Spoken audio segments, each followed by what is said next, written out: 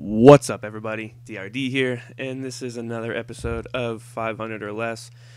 In this episode, I build an Austria Bundesliga team. On the screen, you can see it's mostly composed of all Austrian national team players, but you got a German goalkeeper there, and this is actually the last game that I play with this team. I've got my Spanish striker sub up there starting, so I'm going to start with the last game that I play. And then I'm going to move on, and I'll start from the first and keep going. I only put 4 games of highlights up here. I played a couple other ones, but this team's kind of confusing to play with. It wasn't great. I came up against most squads like this, guys with close to, between 80 and 100 chemistry, decent teams. This guy's got a half French team and half like French Ligue 1 team. Pretty good side for the most part. I've got kind of a topic I want to talk about that goes along with this game here. But I'll go ahead and show you the highlights of this game before I talk about that. And there's a nice header goal by Kianas, just rooted Steve Mandanda.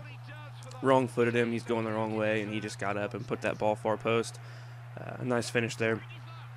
Had a couple of good strikes with this team. You can see that ball was hit nice and hard. Mandanda had to save it out for a corner.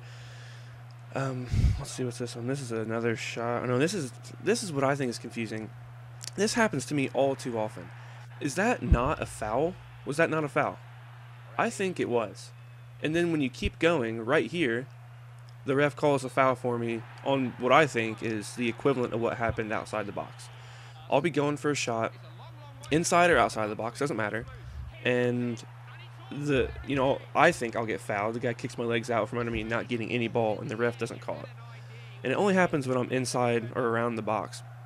And what was my keeper doing there? That should have been. He made a great first save off of Remy's shot. And then Lavezzi just puts the ball right next to the keeper. And I don't know what kind of save he was trying to make with that. I don't know what kind of pass that was. But Remy puts a nice screamer into the back of the net. And then look at that scissor kick by the Spanish sub, Jonathan Soriano. An unlucky first shot gets deflected straight to him, though, and a scissor kick straight into the net, and we're even 2-2. And I thought I'd give myself an exotic celebration there with his, chicken dance or whatever you want to call it. And then what do you know? 90th minute, FIFA AIDS, typical EA. So that 90th minute lasted forever, I felt, but excuse me.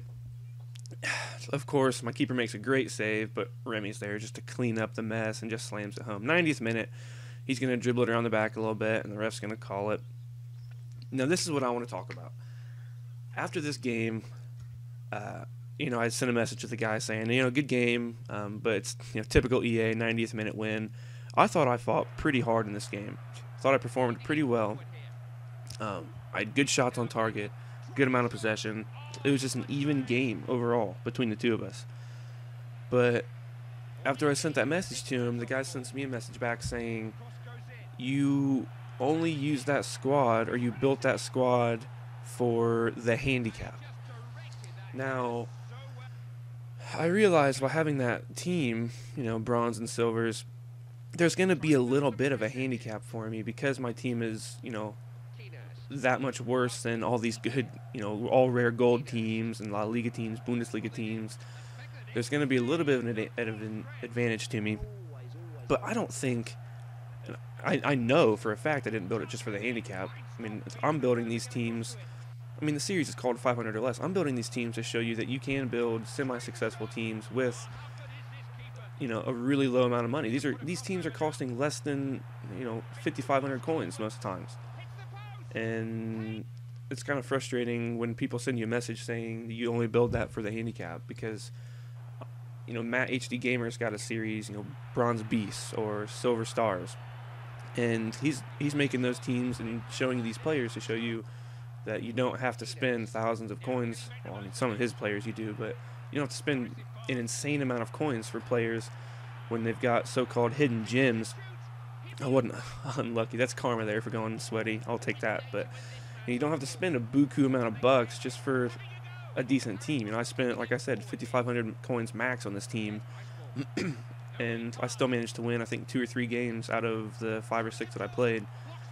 It's not a great amount of wins, but still, for that amount of coins, I just think it's kind of inaccurate to say that I only build this team for the handicap to try and show other players up that have good gold teams.